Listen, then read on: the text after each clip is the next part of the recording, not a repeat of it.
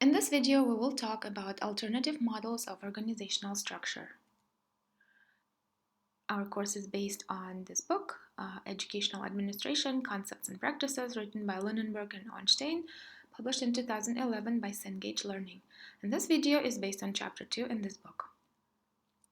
So we will talk about first compliance theory, then we will discuss mechanistic organic organizations, and we will finish by discussing strategy, structure, typology.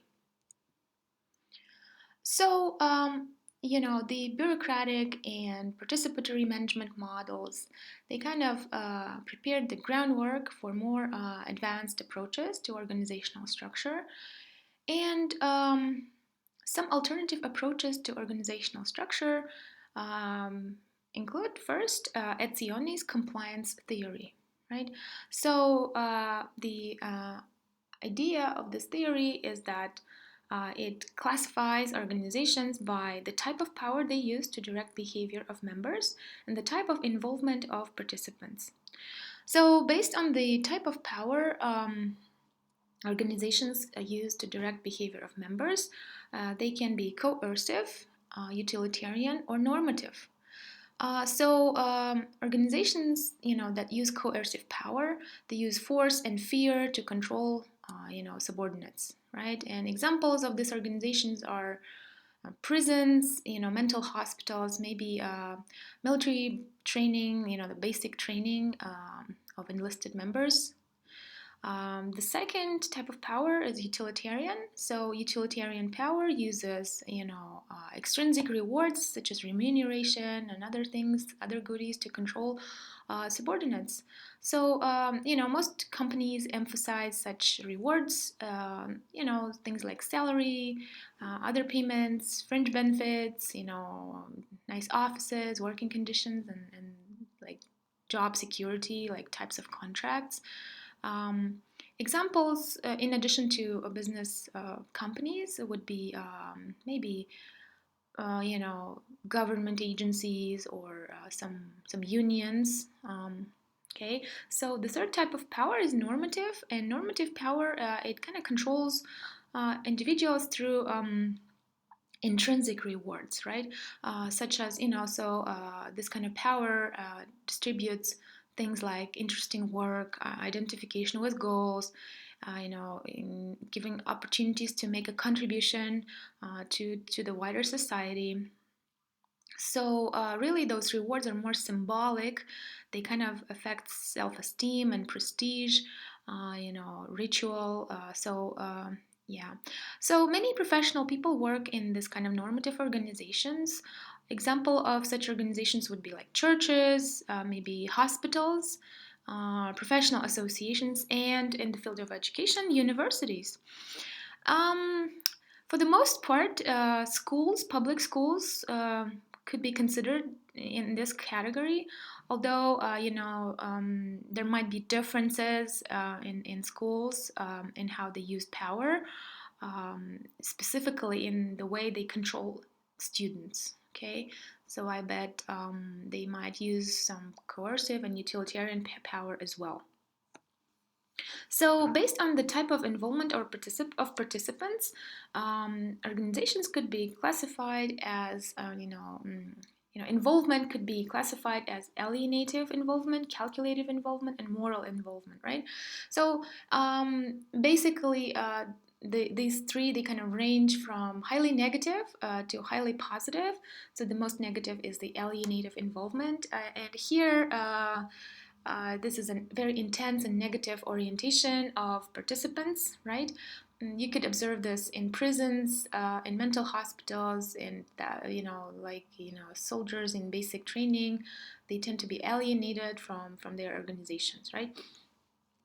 So calculative involvement that describes, it could be either negative or positive in orientation, and it could be like more or less low intensity. You could see this kind of involvement between like a salesperson and their clients, or you know, uh, speaking about prisons, inmates who have established contact with prison authorities. could be an example of individuals involved in calculative involvement. And yeah, so the third type of involvement is moral, and it kind of describes more the most positive orientation, and it is of high intensity. So maybe like priest in a church could be involved in a moral and he is in moral involvement with his organization, or a devoted member of political party, or some very loyal employee. Those are examples of moral involvement, right? So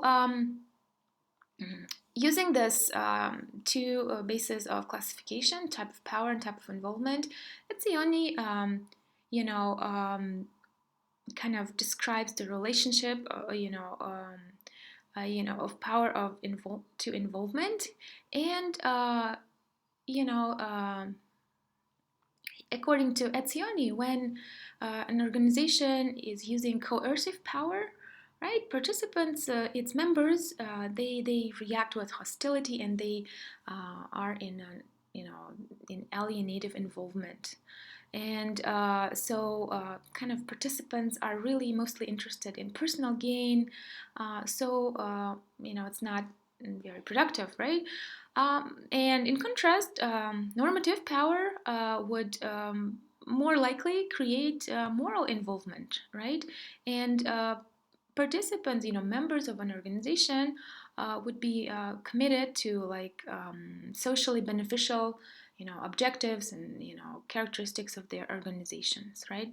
So according to you could think about different organizations using these concepts, and perhaps some organizations employ all three powers, but in practice, most tend to emphasize only one. Okay, and they rely less on the other two types of powers. So that is how Etzioni classifies organizations, and this theory is called compliance theory. So some other authors, some other researchers, they have focused their attention on the incongruency between bureaucratic and professional norms.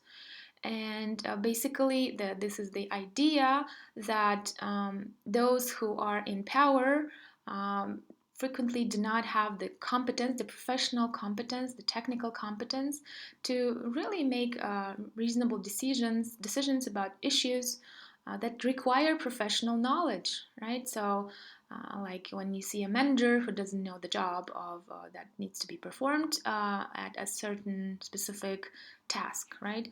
So this whole idea that there is a conflict, for example, in educational organizations between authority based on like position hierarchy, right, and authority based on professional norms, how teaching should be done. Right, so perhaps the most famous name in this regard is Gerald Hage. So he proposed an axiomatic theory of organizations, and this theory provides a framework to really kind of distinguish organizations into two ideal, as Hage calls them, ideal types: mechanistic and bureaucratic, mechanistic and organic. Apologies. And the basis of this theory are 8 variables that are used to analyze organizations. So first 4 variables, they describe the means of an organization to achieve objectives. This means are complexity, centralization, formalization, and stratification. And the remaining 4 variables describe organizational ends, and they are adaptiveness, production, efficiency, and job satisfaction.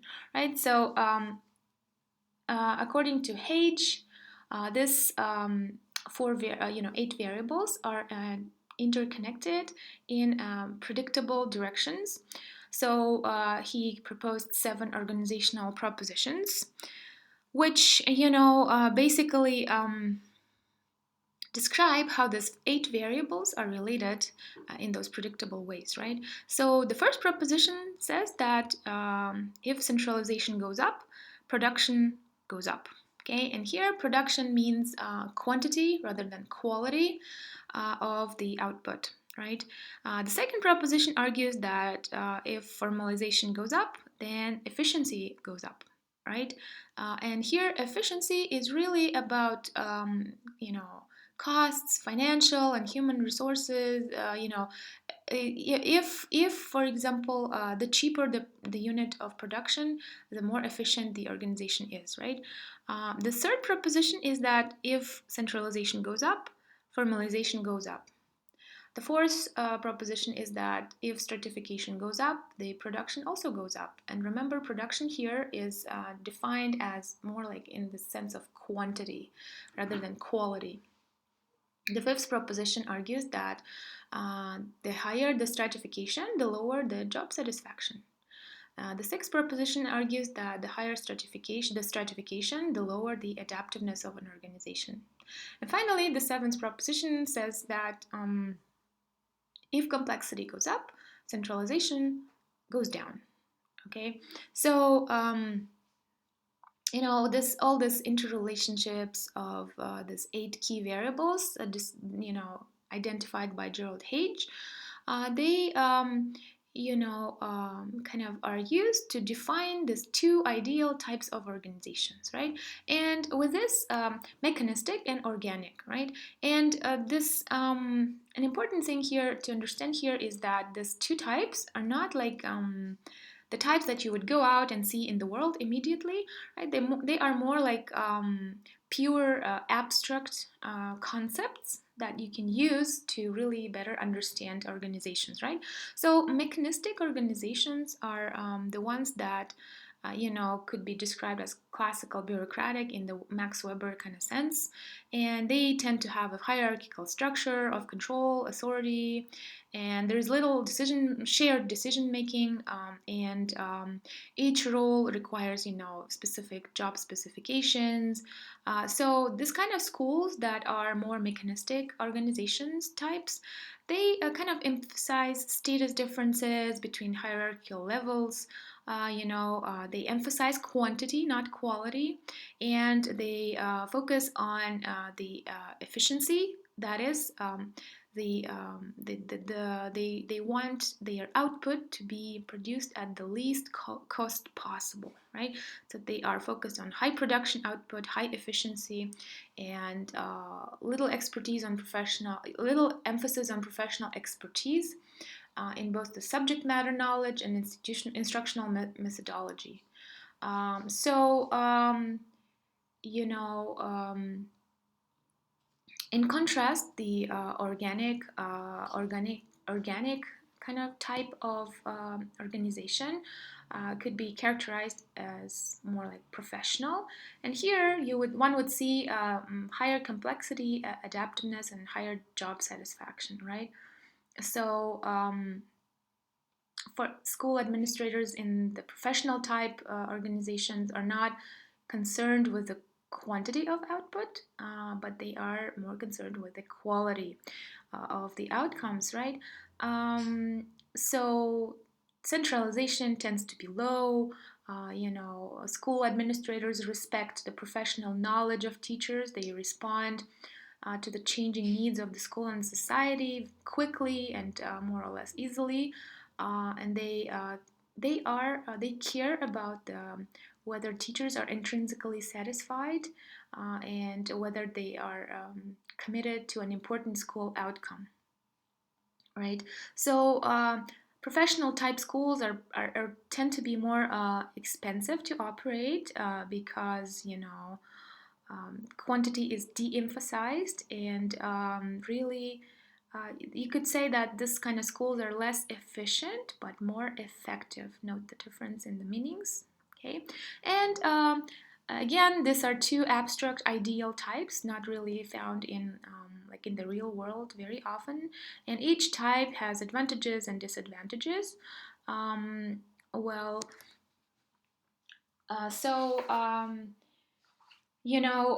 the relationships, they tend to be between these variables tend to vary in across contexts, right? But you know, in real life, you would observe this kind of tension between the mechanistic, bureaucratic, and organic professional models. So this kind of negotiation tends to go between teachers and the administration, right? So in that sense, it's school administrators could use this theory to examine important strategic questions, and decide for themselves to whether what kind of orientation to choose for themselves, whether to choose a mechanistic orientation or perhaps to choose an organic orientation or something in between. So the next final theory we will talk about in this video is strategy, structure, typology, and this whole direction of work and organizational theory was started by Alfred Chandler, who first brought up this. He started to examine the relationship between organizational strategy and structure. And basically, what he did, he studied how very successful American corporations such as General Motors and others, how they developed over time. And the main conclusion from his study was that an organization's strategy influences its structure. Okay, so that conclusion inspired a lot of work in this direction, and people started to get interested in this relationship between strategy and structure and how it works in different contexts, right? So here I'd like to talk about Henry Mintzberg's strategy, structure, typology, because it's very influential and it's very comprehensive. So, according to Henry Mintzberg, organizations can be differentiated along three basic dimensions, right? So, the first dimension is key part of an organization, the second dimension is the prime coordinating mechanism, and the third dimension is the type of decentralization used.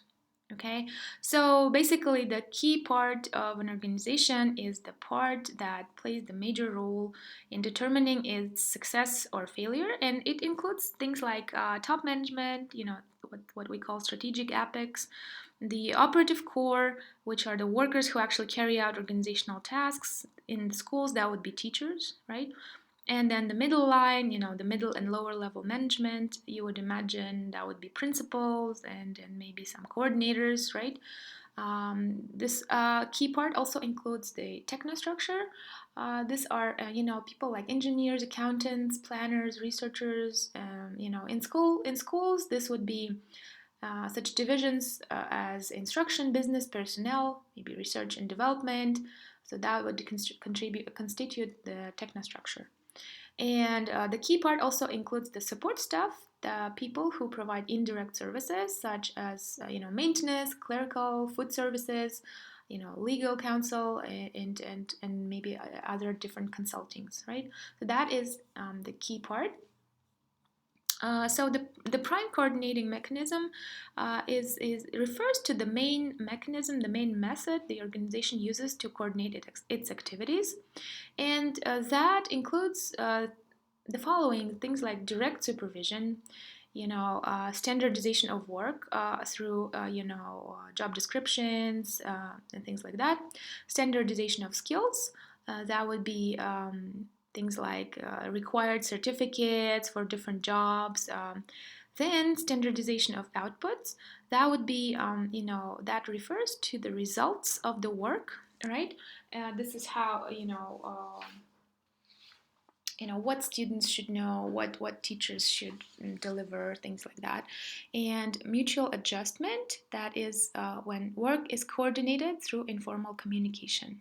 Okay, so and the third basic dimension in Henry Mintzberg's strategy, structure, typology is the type of decentralization used, and here that could be vertical, horizontal, or selective decentralization, right? So using these three basic dimensions, Mintzberg suggested that the strategy an organization adopts and the extent to which it practices that strategy, it results in 5 structural configurations. And here they are: simple structure, machine bureaucracy, professional bureaucracy, and divisionalized form, and adhocracy. Okay, let's briefly talk about each of them, right? So the simple structure, its key part, it has its key part, and then it uses direct supervision, and it employs vertical and horizontal centralization. All right, and an example of a simple structure could be maybe a small company.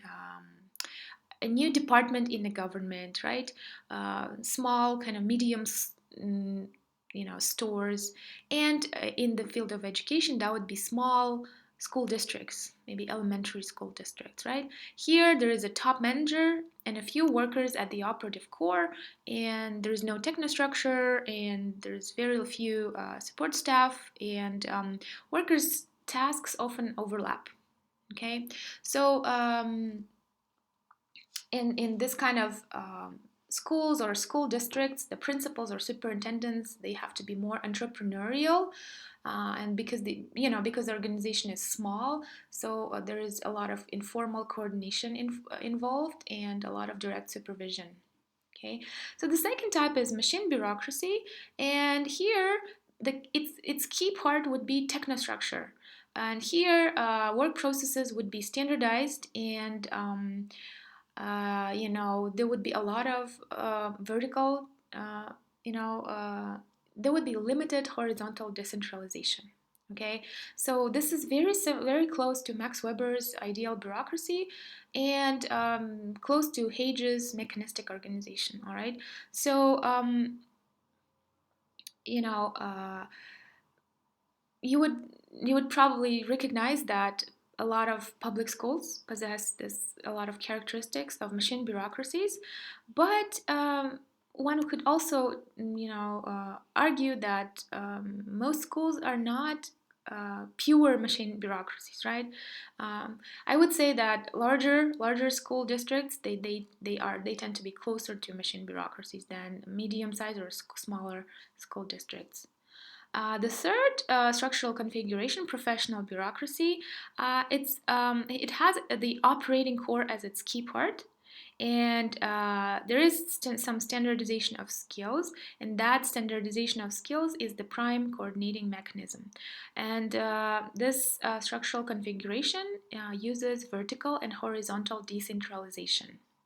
Okay, and here basically highly trained professionals, they provide services that are non-trivial, non-routine to the clients, right? And there's small top management, there are a few middle managers, and quite small technostructure, right? And however, the support staff tends to be large to provide clerical and maintenance support and professional operating core. So, an example of this type of structural configuration is, universities. Also, maybe hospitals and large law firms.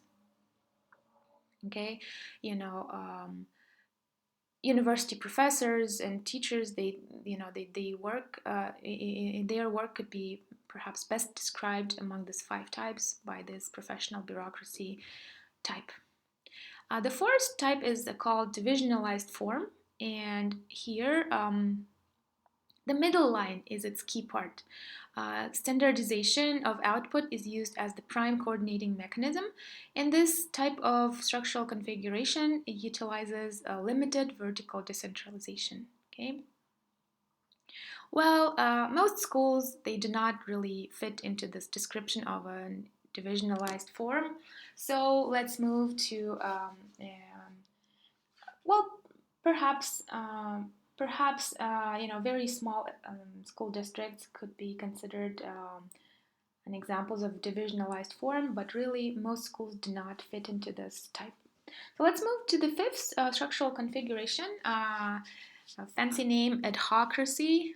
Yeah, here the support staff is the key part of an organization, and The means of coordination is mutual adjustment, right? People adjust and work together, and decentralization follows the selective pattern. Okay, so the structure is not very well formalized and quite decentralized, very little technostructure, and quite a large support staff, right? And usually adhocracies, they do uh, innovative or non-routine things, and they tend to use advanced technology, right? And their main goal is to innovate and rapidly adapt to changing environments. This kind of organizations are most often kind of smallish. They are medium sized, and this could be some innovative companies, that may be doing advanced research firms, and among in the field of education, one could say that very innovative schools or innovative school districts are adhocracies. However, perhaps there are no school districts that are pure adhocracies, but for example, in the U.S., kind of smallish school districts in very wealthy communities could have at least some characteristics of adhocracies. And if you probably noticed that the adhocracy is the closest kind of similar to Hage's organic organization, right? So this whole direction, strategy, structure, relationship, it is really kind of developing rapidly. It's in early stages of development. So we might have many new theories and developments in this area.